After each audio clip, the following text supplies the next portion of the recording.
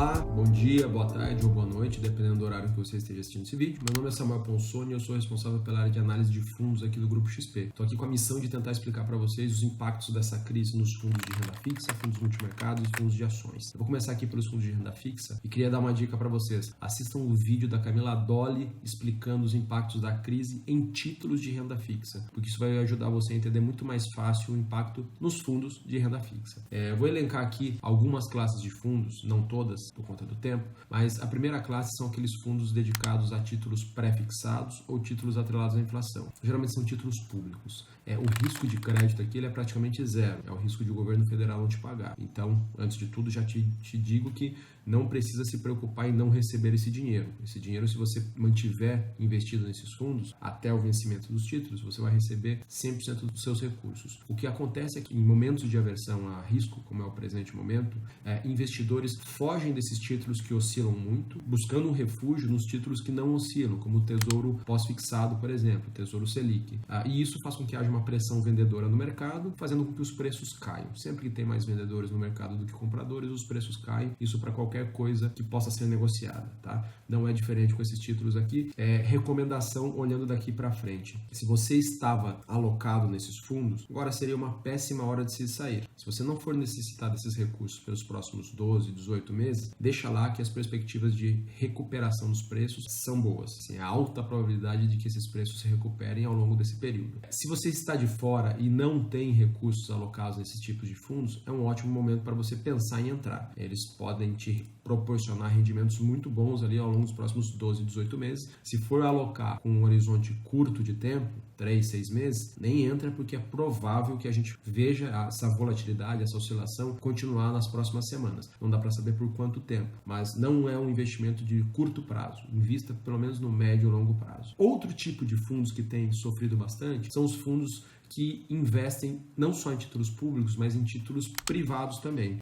E eu vou elencar aqui 3 principais tipos de fundos que estão nessa categoria. O primeiro deles são aqueles fundos usados para a nossa liquidez ali no dia a dia. Muita gente, eu também, coloco uma parcela dos meus recursos naqueles fundos D1, D+2, D+5. São fundos que têm uma carência curta e investem um pouco em títulos públicos e um pouco em títulos privados. Na verdade, a maior parte em títulos privados, geralmente eles 70% a 80% do patrimônio em debêntures, letras financeiras ou FDICs. O mesmo estresse que está assolando o mercado de ações e o mercado de títulos públicos também tem assolado os títulos privados. O que a gente está vendo nesse presente momento é uma força vendedora, uma pressão vendedora muito maior do que a pressão compradora. Isso faz com que os preços dos títulos caiam. É natural. Sempre que tem mais vendedor do que comprador no mercado, parece meio óbvio o que eu estou falando, mas é isso mesmo, os preços ficam desvalorizados. Então, esses fundos que têm aqui 70%, 60% ou 80% alocado em títulos privados, estão sofrendo, porque eles sofreram resgates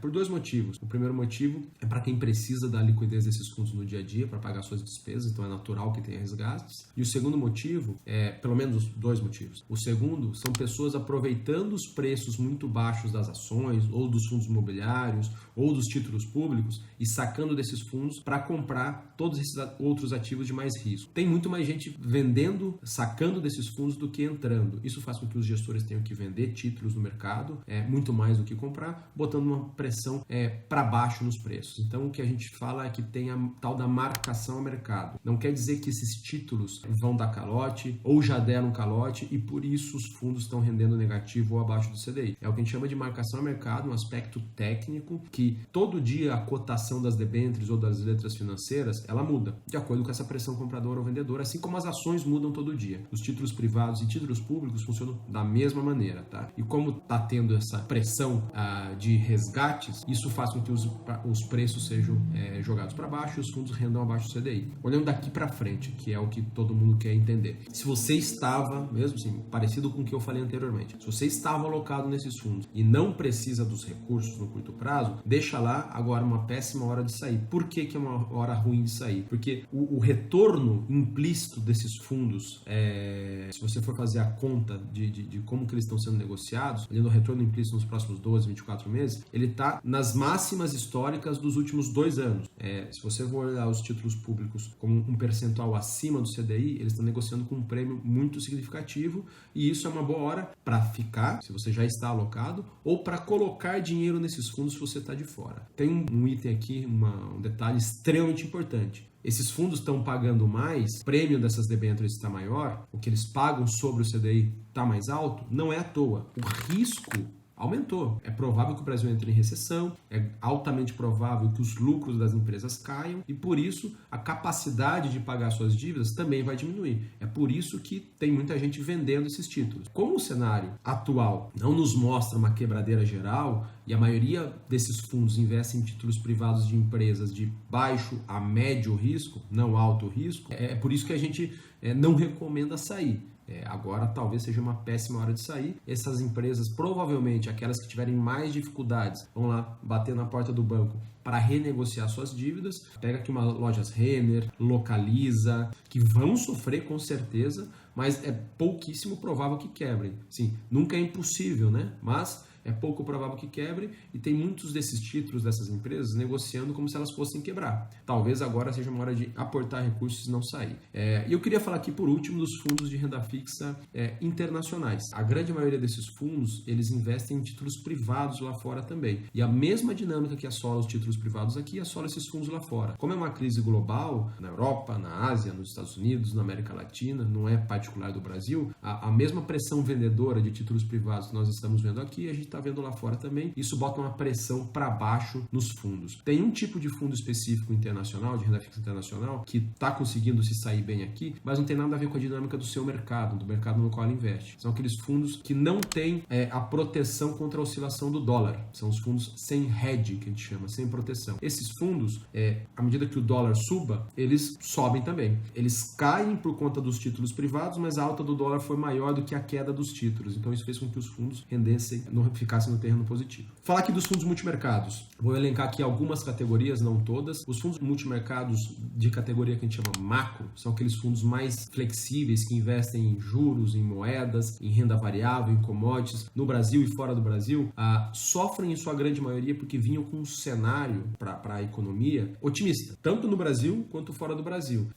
Absolutamente ninguém previa, ou pelo menos pouquíssimos investidores, previam que a gente fosse ter uma crise tão grande quanto a que a gente está vendo. Então, esses gestores estavam posicionados, comprados em bolsa, apostando que aqui no Brasil os títulos pré-fixados, as NTNBs, o Tesouro IPCA, iam continuar com queda de taxa, e o que a gente viu nesse primeiro momento foi aumento das taxas dos títulos pré-fixados e títulos atrelados à inflação. É um movimento característico de momentos de aversão a risco, e viu a bolsa degringolar. Então isso impactou muito negativamente os fundos, é por isso que eles caem. Saco agora? Saio desses fundos? Esses gestores, eles têm a capacidade de virar a mão. Tá comprado em bolsa, fica vendido. Tava fora do dólar, ele pode entrar comprado em dólar. Tava fora de commodities, pode ficar vendido ou comprado em petróleo, que degringolou o preço. Eles são flexíveis. Então, em tese, são gestores que têm a capacidade de ganhar dinheiro mesmo em cenários de baixa. Foram pegos no contrapé aqui no curto prazo, mas é provável que esses caras consigam recuperar esses retornos ao longo dos próximos 24, 36 meses. Tem que se olhar no longo prazo aqui.